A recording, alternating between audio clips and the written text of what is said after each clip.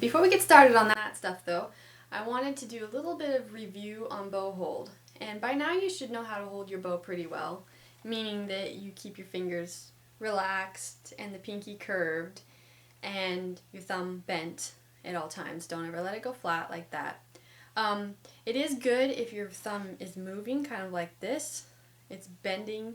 It will go flat and then it will bend again and go flat and bend again. It will do that while you're playing. If you're really relaxed, it will kind of make this movement, what I'm doing right here.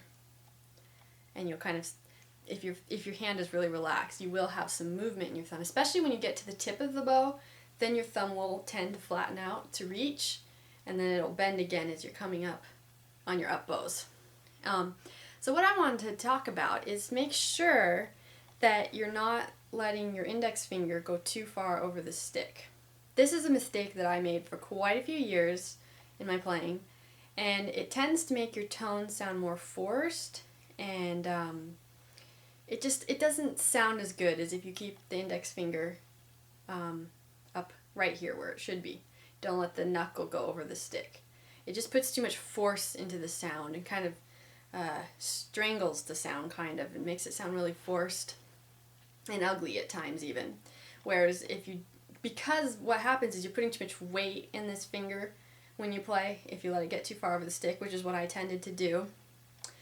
And the violin just sounds better if you don't push so hard, quite so hard with that finger.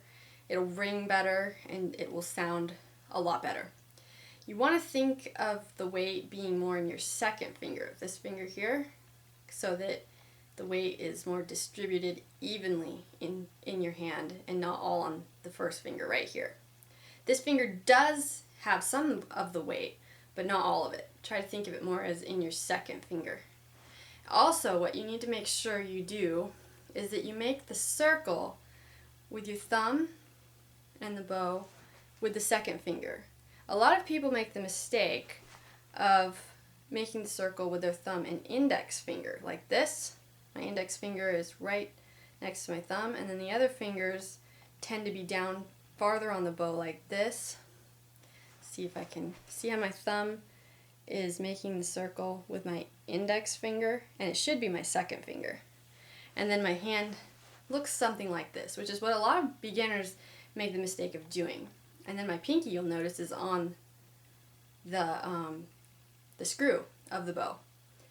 So if that's kind of what your bow hand looks like, you want to move your hand up so that the second finger, your middle finger, is directly across from the thumb, and you're making the circle with that finger, and then your index finger is in front of your thumb and up kind of on the silver wrapping part of your bow. And that will help.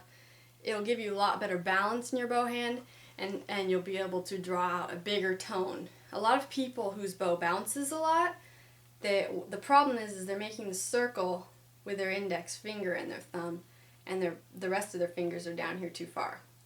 So you want to move the index finger up, make the circle with your middle finger, like that. So